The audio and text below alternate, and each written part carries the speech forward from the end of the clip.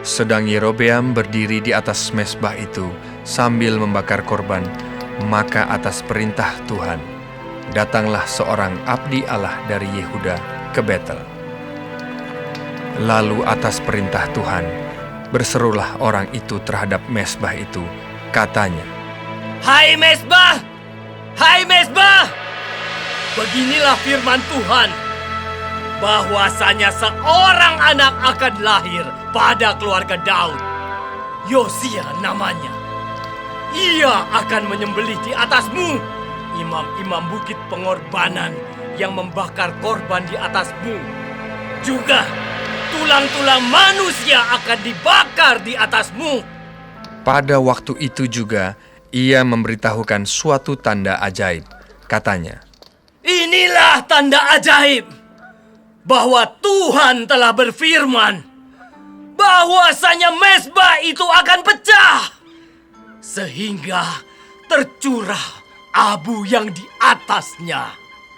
demi Raja Yerobeam mendengar perkataan abdi Allah yang diserukannya terhadap mezbah di Betel itu, ia mengulurkan tangannya dari atas mezbah dan berkata, Tangkaplah dia! tetapi tangan yang diulurkannya terhadap orang itu menjadi kejang, sehingga tidak dapat ditariknya kembali. Mezbah itu pun pecahlah, sehingga abu yang di atasnya tercurah, sesuai dengan tanda ajaib yang diberitahukan abdi Allah itu atas perintah Tuhan. Lalu berbicaralah raja dan berkata kepada abdi Allah itu, Mohonkanlah belas kasihan Tuhan Allahmu, dan berdoalah untukku, supaya tanganku dapat kembali. Dan abdi Allah itu memohonkan belas kasihan Tuhan. Maka tangan raja itu dapat kembali dan menjadi seperti semula. Kemudian berbicaralah raja kepada abdi Allah itu, Marilah bersama-sama dengan aku ke rumah. Segarkan badanmu. Sesudah itu aku hendak memberikan suatu hadiah kepadamu. Tetapi abdi Allah itu berkata kepada raja, Sekalipun setengah dari istanamu kau berikan kepadaku, aku tidak mau singgah kepadamu. Juga aku tidak mau makan roti atau minum air di tempat ini. Sebab beginilah diperintahkan kepadaku atas firman Tuhan.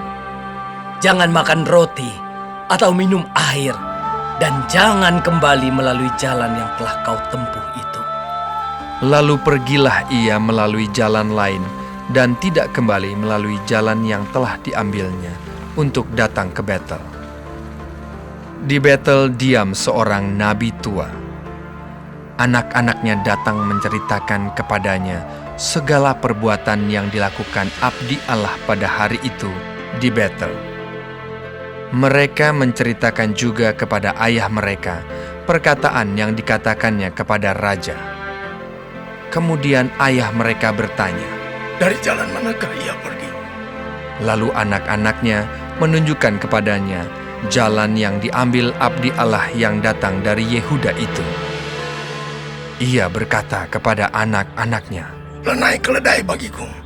mereka memelanai keledai baginya, lalu ia menunggangnya dan pergi mengikuti abdi Allah itu dan mendapatinya duduk di bawah sebuah pohon besar.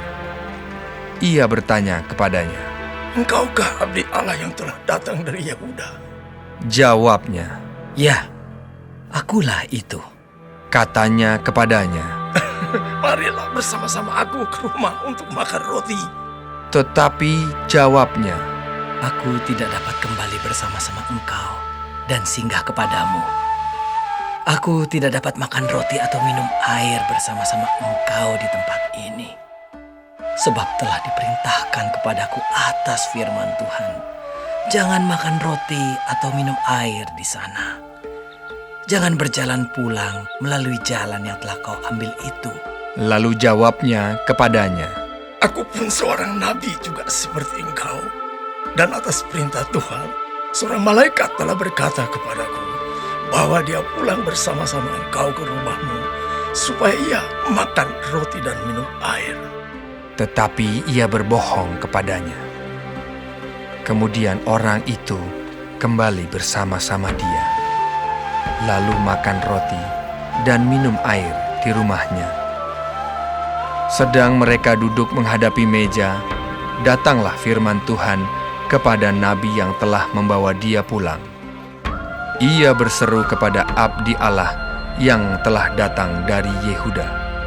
Beginilah firman Tuhan, karena engkau telah memberontak terhadap titah Tuhan, dan tidak berpegang pada segala perintah yang diperintahkan kepadamu oleh Tuhan Allahmu, tetapi kembali dan makan roti dan minum air di tempat ini, walaupun ia telah berfirman kepadamu, jangan makan roti atau minum air, maka mayatmu tidak akan masuk ke dalam kubur nenek moyangmu. Setelah orang itu makan roti dan minum air, dipelanailah keledai baginya. Orang itu pergi, tetapi di tengah jalan ia diserang seekor singa dan mati diterkam. Mayatnya tercampak di jalan, dan keledai itu berdiri di sampingnya. Singa itu pun berdiri di samping mayat itu. Orang-orang yang lewat melihat mayat itu tercampak di jalan, dan singa berdiri di sampingnya. Dan mereka menceritakannya di kota tempat kediaman nabi tua itu. Ketika hal itu kedengaran kepada nabi yang telah memujuk dia berbalik kembali, ia berkata, Dialah abdi Allah yang telah memberontak terhadap titah Tuhan. Tuhan menyerahkan dia kepada singa yang mencabik dan membunuhnya sesuai dengan firman Tuhan yang diucapkannya kepadanya. Lalu berbicaralah ia kepada anak-anaknya, Pelenailah keledai bagiku. dan mereka memelanainya. Kemudian ia pergi dan menemukan mayat orang itu tercampak di jalan, sedang keledai dan singa berdiri di sampingnya. Singa itu tidak memakan mayat itu dan tidak mencabik keledai itu. Nabi tua itu mengangkat mayat abdi Allah itu, menaruhnya ke atas keledai, dan membawanya kembali ke kotanya sendiri untuk diratapi dan dikuburkan. Mayat orang itu dikuburkannya di dalam kuburnya sendiri, maka diratapilah dia. Wahai saudaraku,